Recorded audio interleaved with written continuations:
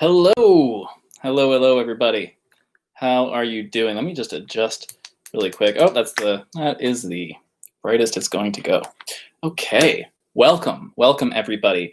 My name is Avi. I run justrightmusic.com. Thank you so much for joining me today. We're going to talk about something that we don't really want to talk about, and that's sounding bad. Yes, sounding bad. None of us want to sound bad. It's the bane of our existence. We sit down, we pick up an instrument, we go to write a song or play a song, and it sounds terrible. Oh my God, we're the worst musicians ever. We shouldn't be doing this. We shouldn't have a career in music, right? This is what we tell ourselves. This is what we say to ourselves in these moments. So before we get really into things and get started, I want to tell you about my free guide, 7 Ways to Write a More Effective Melody. It's super valuable, packed with these great tips that I use every single time that I sit down to write a writing session, to hit a writing session. Oh, hello, hey, Amy. And what I like to do is, and there's a link in the description for this free guide. I got a little distracted right there, excuse me. And and you can head on down to justrightmusic.com to let me know where I can send you this free guide. Super valuable. I know that wasn't the greatest pitch right there for it, but well, this is live. It's not going to be perfect, right? Okay, so I want to talk about sounding bad. Whew. Okay. Well, first let's talk about why we want to sound good, right? So what about it is that we want to hit the ground running. Our brain doesn't want us to spend this time to take a lot of time to do something. It's not our fault. We're kind of wired this way. Our brain is wired this way. If you remember, maybe you remember taking your first guitar lesson or a piano lesson or something like that, and you sit down and play your first chord, or you start hitting the piano and it just doesn't sound good. Woof. Been there. Boy, have I been there. It sucks. But it's not necessarily a bad thing. Sounding bad isn't a bad thing. I don't know why. Because it's where we are at the time. There's a lot of reasons why we might sound bad, and usually that's because of A, an experience, or B, we're just not in a great state at the moment. We're just not feeling that creative flow. And that's totally great. There's nothing wrong with that. That's totally fine, right? So we have to get out of this mindset of, that first song that we write, that's going to be that hit song. That's going to be the song that makes us those big bucks, right? Nah, maybe not. Maybe not even the 100th. Maybe the 1,000th song that we write. Maybe, if we're lucky. That might be a little much. But that's really the kind of mindset we want to have here. We want to be looking into the distance rather than looking at what's happening right now. That'll allow us to achieve this great mindset of enjoying the journey, of enjoying the process, because that's what we're going to be spending most of our time doing. Most of the time, we're not going to be sitting around listening to our own music, unless we're in the process. It's very common. You probably have heard about this. It's very common for artists to, after months and months, sometimes years, especially with albums, of writing an album, of writing a piece, spending so much time with that material, it's extremely common to just not ever want to hear it ever again once you're done with it. So that song that you're going to write, you're not writing that for you to listen to. I mean, maybe you are. If you enjoy listening to your music, that's awesome. But you may also find yourself getting very tired of that material after the fact, or even during the fact. I personally have had to take long breaks from pieces that I was in the midst of writing just because I had it up to here. I'd had it up to here with that material. So, that's what I took that break.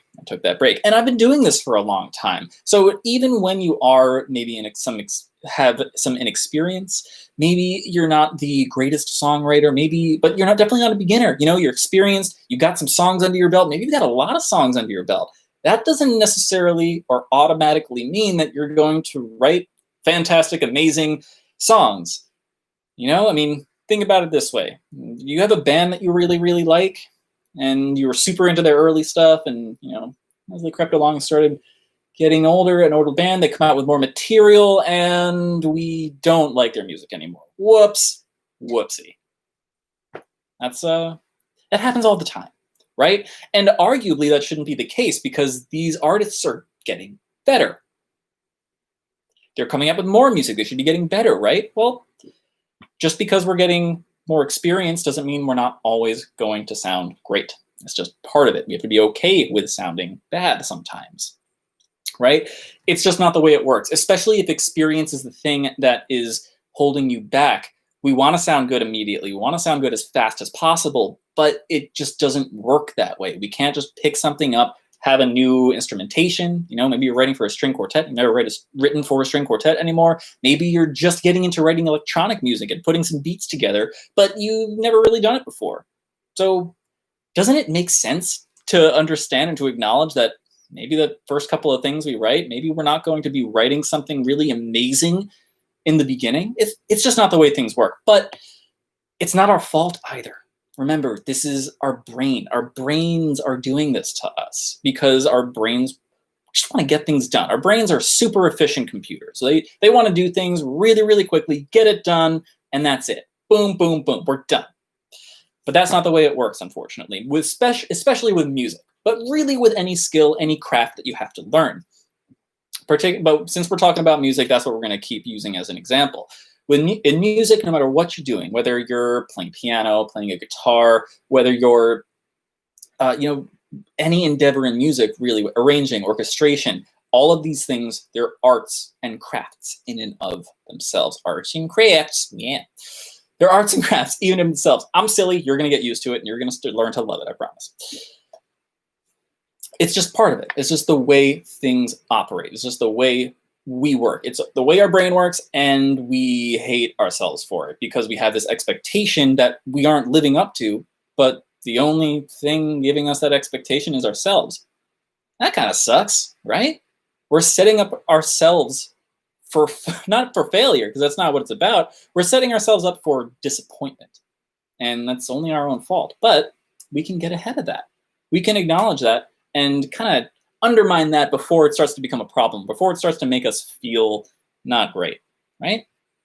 That's not a bad thing at all. So being a beginner, to an extent, means, and this is part of any learning, it means being humble. It means being open to suggestion and to critiques and being okay with sounding bad. That's the only way we get better, is if we're okay with it, right? So we want to sound good. That's the whole thing. But we have to sound bad. Okay, so let's talk about sounding bad. It's the hardest thing to do, to just let go of our ego and to just be like, well, whatever, this is going to go how it's going to go, and we're just going to keep going, and hopefully we'll get better. Now, it's obviously not that cavalier an endeavor, but it is kind of the big thing of putting our ego aside.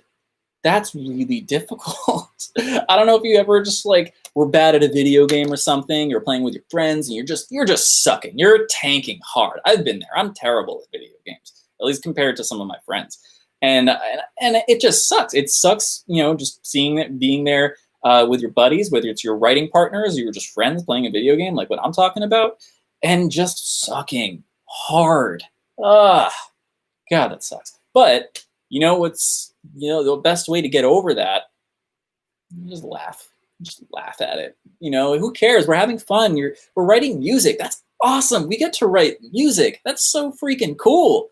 Oh man, we should enjoy every single moment of that because we're doing what we love to do. Same thing when we're hanging out with our friends, playing video games. We're hanging out with our buddies, doing what we love to do. It doesn't matter if we're good at it because that's not the point. We're not in some type of championship. We're not in some type of some type of tournament or anything. We're not doing this we're doing this for fun at the moment. And yeah, we'll talk about doing things at a professional level and composing and songwriting as a profession and at a professional level. But that comes after the process, right? When you're doing something as a professional, that means you have gotten so good at the process of either writing music or playing an instrument, or usually both, or performing an instrument or performing your voice, is that, lost my place. Whoopsie.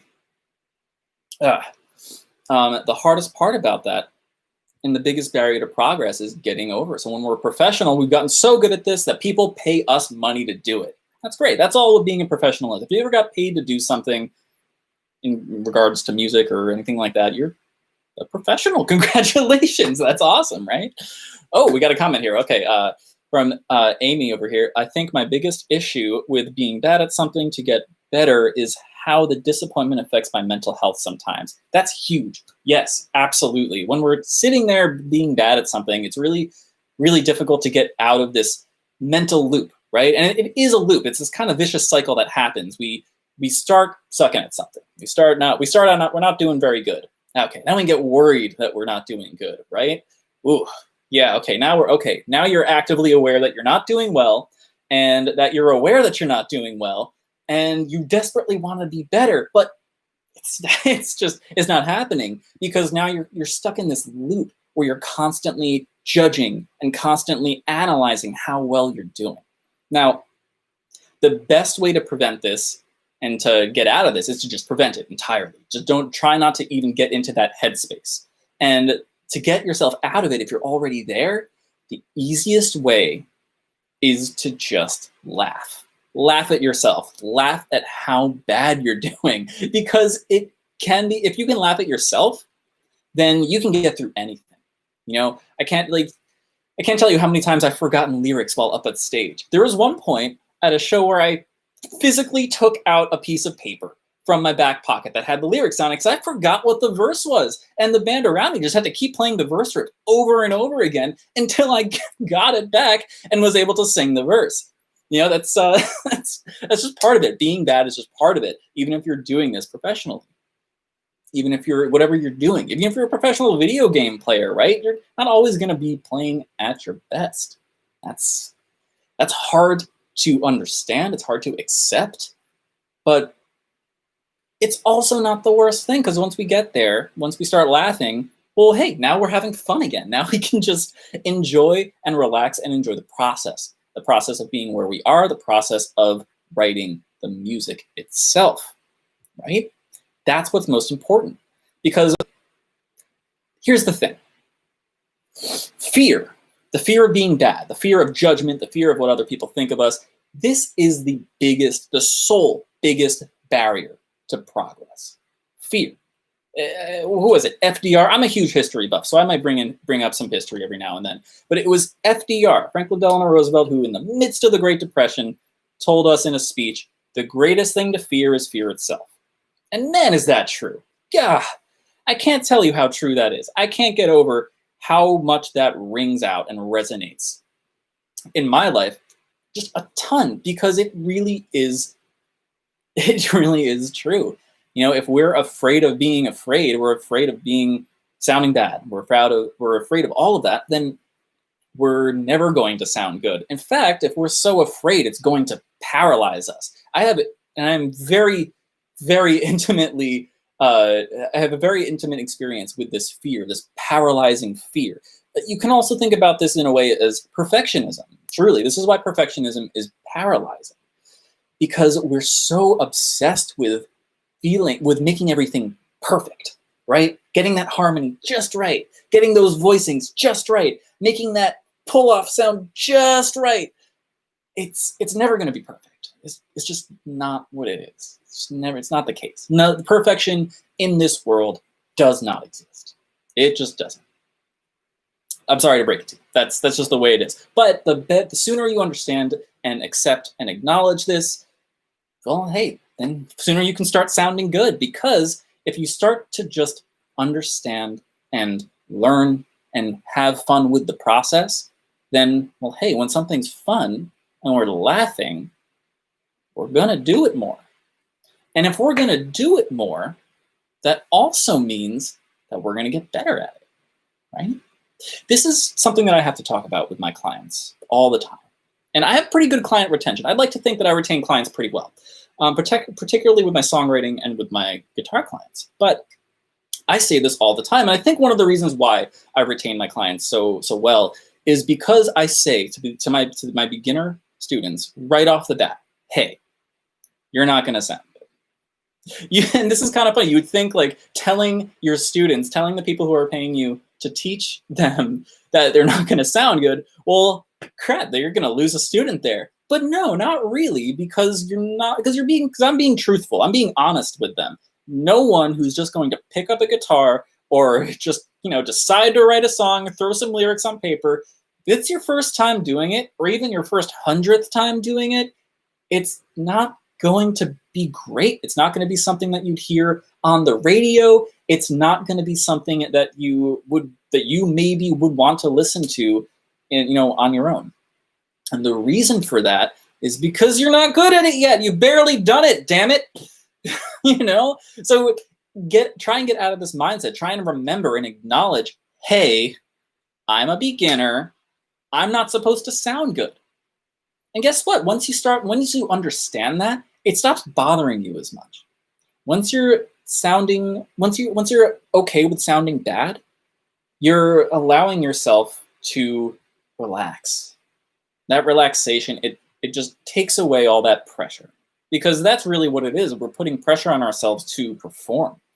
And guess what? That's the greatest possible way to get to performance anxiety, to have performance anxiety about playing your instrument or about writing music or about showing people your music. That's the other thing. Maybe you write your songs, but you just don't feel good about them. You don't want to show them to anyone. Well, if you don't feel good about them, first of all, don't show them to anyone. That's fine. You don't have to show people your music.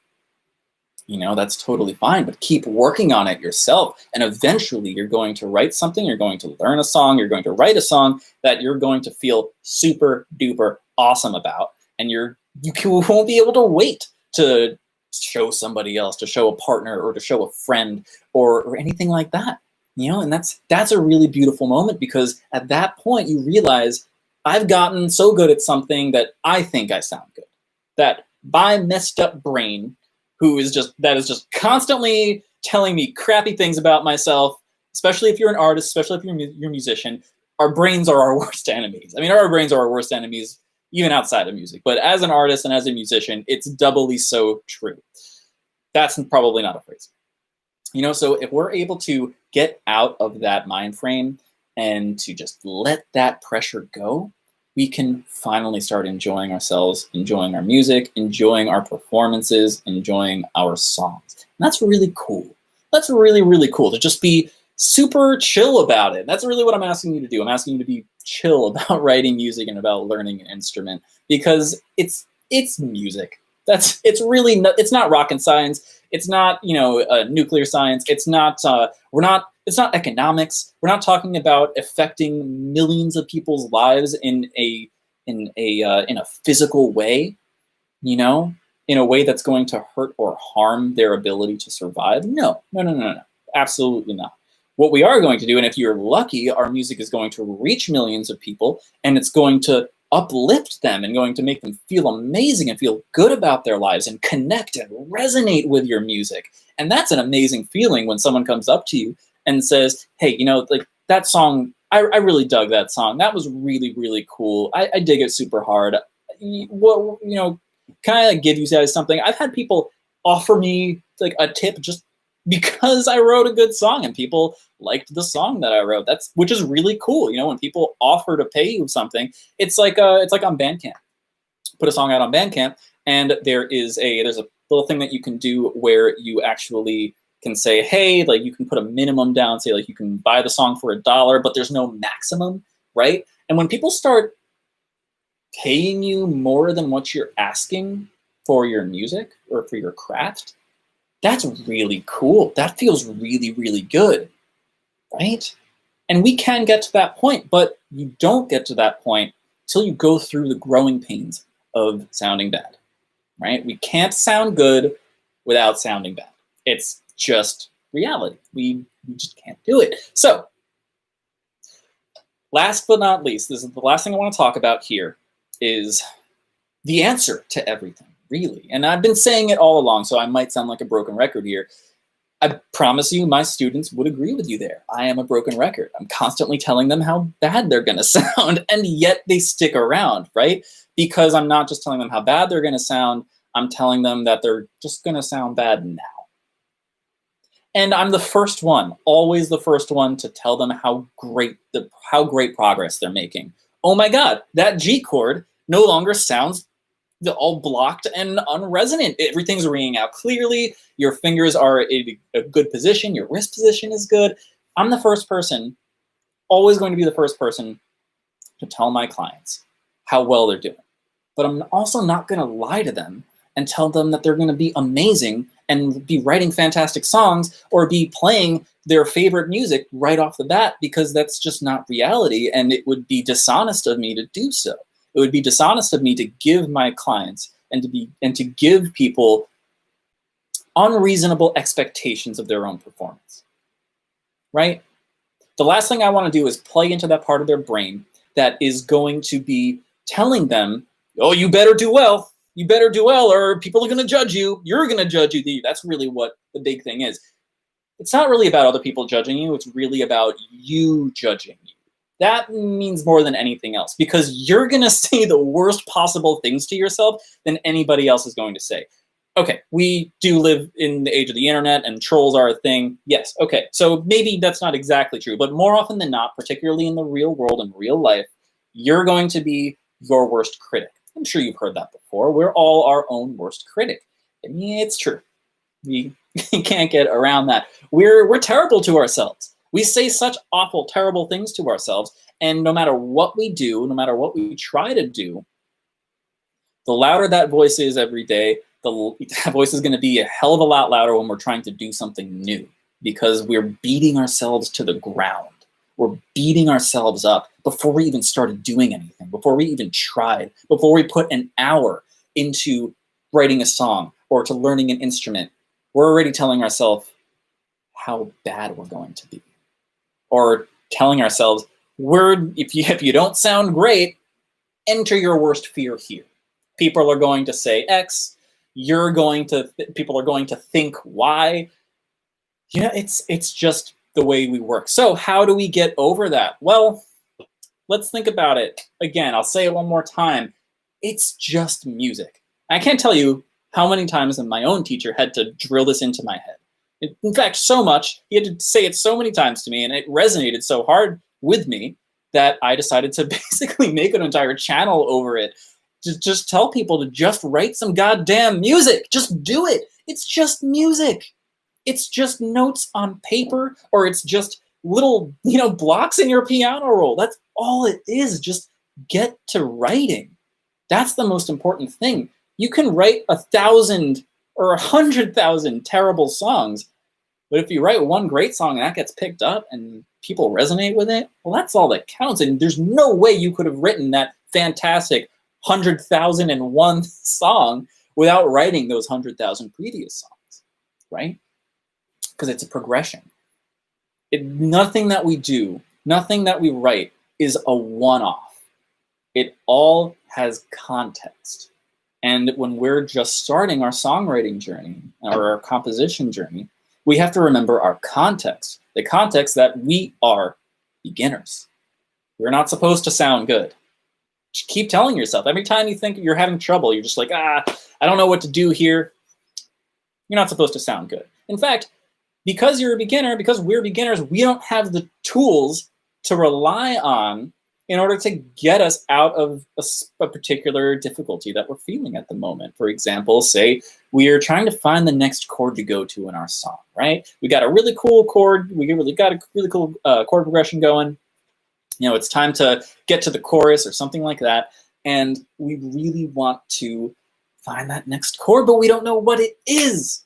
Now, there are a couple of ways you can go about doing this. You can, just start playing chords, see what sounds cool, see what sounds right, and just go from there. Basically trial and error, right? You can do that. That works. That works just fine, totally.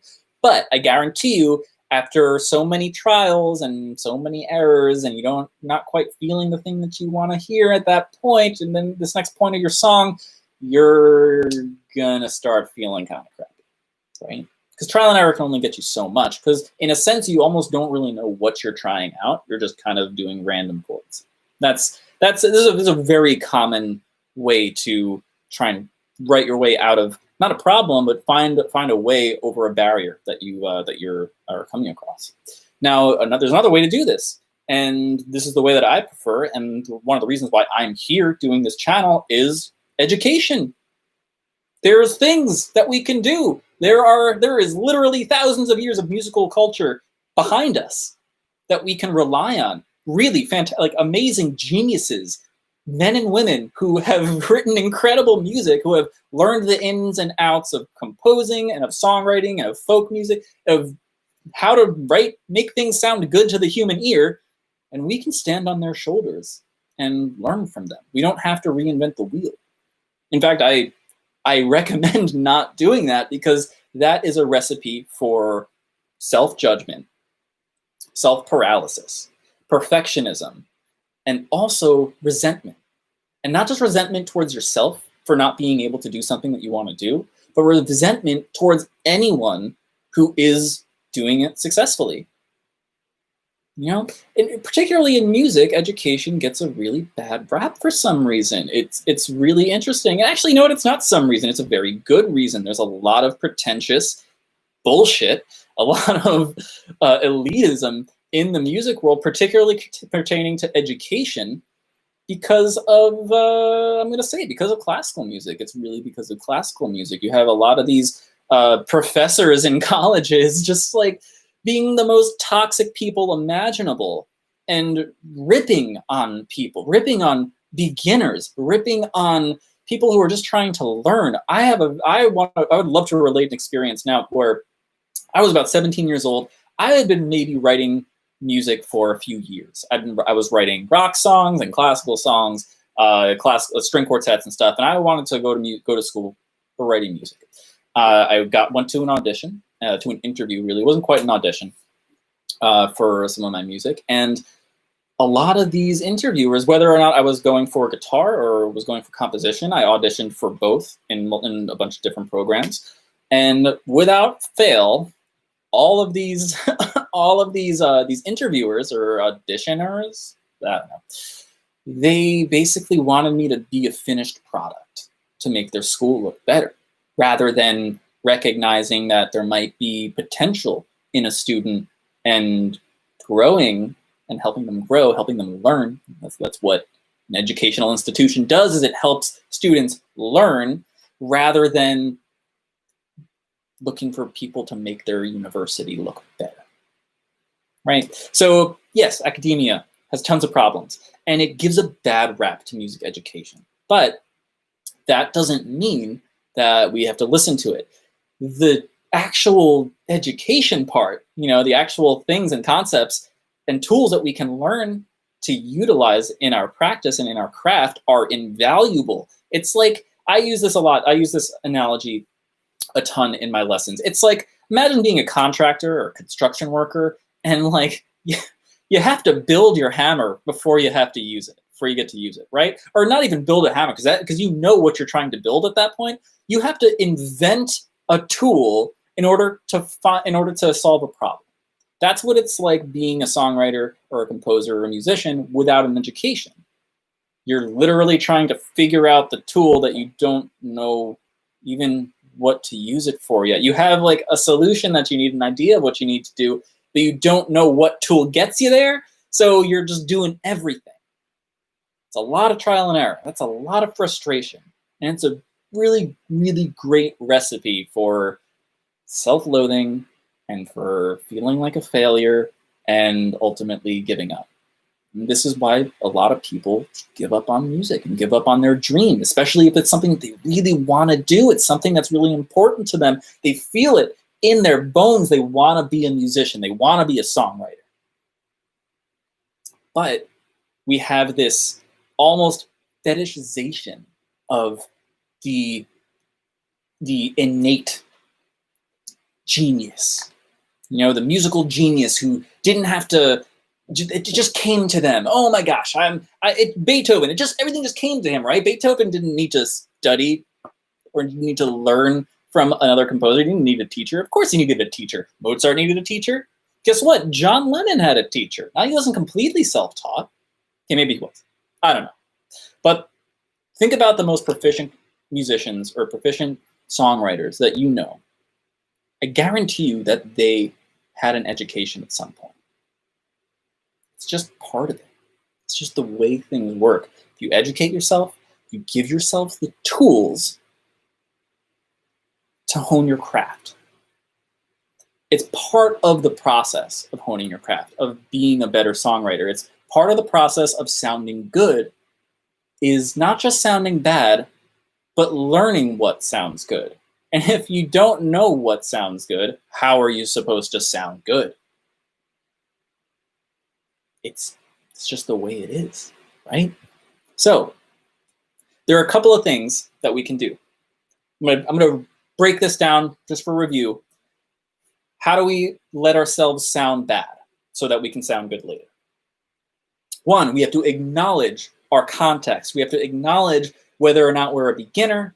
We have to acknowledge whether or not we are inexperienced. We have to acknowledge whether we are trying something new, even if we're already writing some great songs, but maybe we're doing a new genre or new instrumentation. We have to acknowledge, hey, I'm not comfortable with this yet. I don't know how necessarily this works yet. So whatever I do with it probably isn't going to be perfect. Probably isn't going to be what I think of when I hear really, really great music, because I'm out of my element. I'm doing this right now. I'm working on a piece right now for what's called a Piero ensemble. I've never written for it ever in my life, and I hope to God it sounds okay. I don't know. I think it sounds kind of cool, but I've also been doing this for a long time, and I'm educated. I have a music degree. I know when I think something sounds good or bad, and this is subjective too, what I'm talking about. What we've been talking is objective goodness and badness. And what I mean by goodness and objectively sounding bad, as in you don't have great technique, as in you just you need to practice more, you don't have a ton of education. And sounding objectively good is, oh wow, that guitarist sounds amazing. Wow, they play so quickly, they have great technique, they're very proficient. This is the good and bad we're really talking about. When it comes to songwriting, it's a little bit more nebulous. It's harder to say, oh, this is a good songwriter and this is a bad songwriter. It takes time, just like anything else, to learn to recognize what those sound like and what it sounds like when someone is being really effective and innovative in song structure, or what kind of tones and sounds they're using, and what doesn't sound good. Usually when something doesn't sound objectively good, we know it because we're bored. If something is sounding kind of boring to you or repetitive but not for a narrative or thematic purpose, then generally you're kind of on the track to understanding that that's maybe not the best composed thing. And that's okay, a composed piece of music. Okay, so we have our acknowledgement, right? We acknowledge our context. Now, just because we acknowledge it doesn't mean that we are okay with it. So the next thing we need to do is accept it, accept where we are. Be okay with saying to yourself, I'm gonna sit down and write some music, and that music might not be, first of all, the best thing I ever wrote, and it might not be the best thing anybody ever wrote. It might not sound good, it might not be good, but I'm gonna sit down and do it anyway because I love writing music, because that's what I've decided to do with my time. Also because I care about it and I want to get better and I want to be accountable to myself. So I have to accept my context. Acknowledge your context and accept it. Now, the third thing may be a little anticlimactic, and we talked about it already. The third thing is to laugh. If you find yourself in a situation where you're trying to practice, you're not getting something, or you're writing a song and you just can't figure out what that next part sounds like or what that verse sounds like, or you're writing those lyrics and you can't think of the next line, you can't think of any good rhyme scheme, or first of all, things don't have to rhyme, but you're stuck, right? If you start laughing at yourself a little bit, just a little bit, not in a bullying type of way. You're not putting yourself down. You're laughing because because you're in a way you're laughing at failing, but you're not really failing because there's nothing to fail at yet. I know that doesn't really make a ton of sense, but you are essentially just allowing yourself to deflate, to get away from all of that self-appointed pressure, to take that pressure away from you. Because when you're doing that, when you are putting less pressure on yourself, you're allowing yourself to feel things a little bit more. And the big thing about writing songs and composing music is developing your inner ear. And in my experience, I've never, ever been able to hear what's going on in my inner ear when my head is telling me how crappy I'm doing, or if I'm so obsessed with, thinking about how terrible I'm doing at this moment, or worried about sounding bad, or worried about making a mistake. That is taking up all of your processing. And we don't want to use it at that point. We don't want to be using all of our processing power telling us how bad we're doing or worrying about how bad we're going to do. We want to use that processing power to play music. So it's kind of this self-defeating thing, right? But there's this vicious cycle that if we are worrying about ourselves doing badly and sounding bad, then we're going to keep worrying about ourselves, because then we're worrying about it, and suddenly we're just down this rabbit hole, and it's seemingly impossible to actually sound good or actually feel good about ourselves, not even sounding objectively good as a musician, in terms of honing your craft and getting better at your art, but just feeling okay about it, right? Which is a hard thing to do. But if we learn to laugh at ourselves and kind of stop caring about it in the moment, not necessarily stop care about your craft. Of course, be serious about your craft. Be serious about your education. Put the time in to it. That's totally different. Siri just activated, by the way. That was that badoom. Because I said, hey Siri, apparently. Don't do it. Don't do it. It didn't do it when I actually said it. So that's something. So laugh. Please learn to enjoy the process. Sit down, play some guitar or play some keyboard, or start throwing some notes up on the piano roll, create a beat, make it bad. Here's something I would like to do. This is something I want you to do right after we get off this live video. I want you to go pick up your instrument. I want you to, or either your instrument or go into your DAW, do something. Whatever it is you're trying to do. I want you to go into it and intentionally write something that sounds bad or sounds uninteresting. That may be a better way of putting it.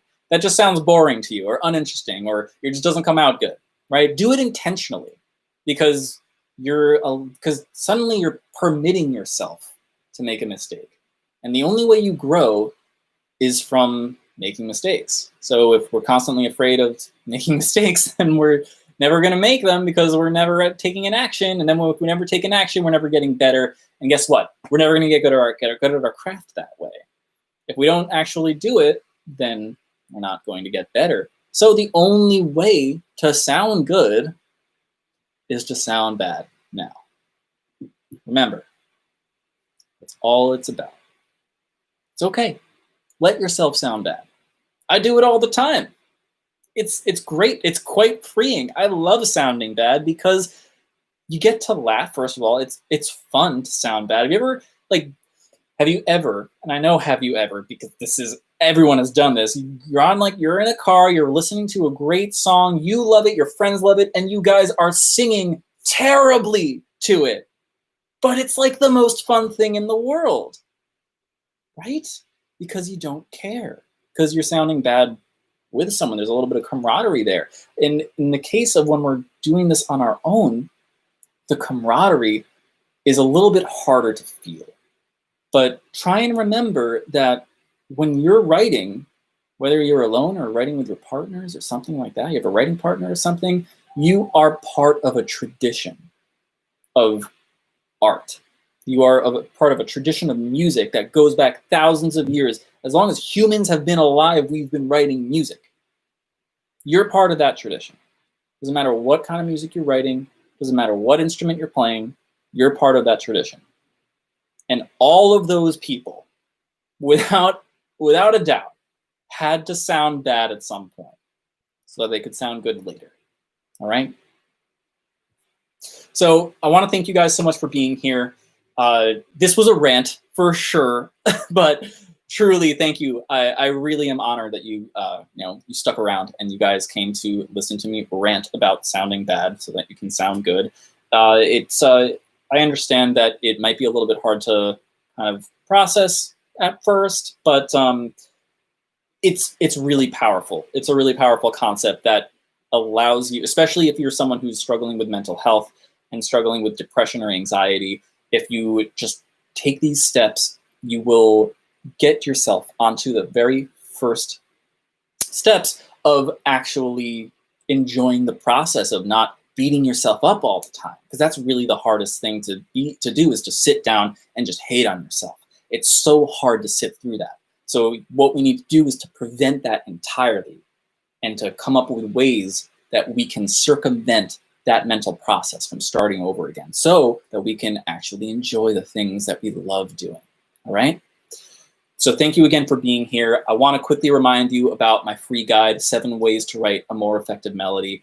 It has so many great tips, so many as in 7, right? That's the right number. Yeah, it has 7 great tips that I use every single time that I sit down to write anything, really. My favorite tip actually is number 5. I always say this because it's my favorite. It's called the octave trick, and all you do is take a note that you feel like is boring or is at a lower point, a more uninteresting point of your melody, and just go up or down an octave. It's stupidly effective. I almost kind of hate how effective it is, because it just makes me feel so ridiculous that something so simple can be that effective. But that's often the case in music, honestly. So remember, I have a link down in the description. Go down to justwritemusic.com.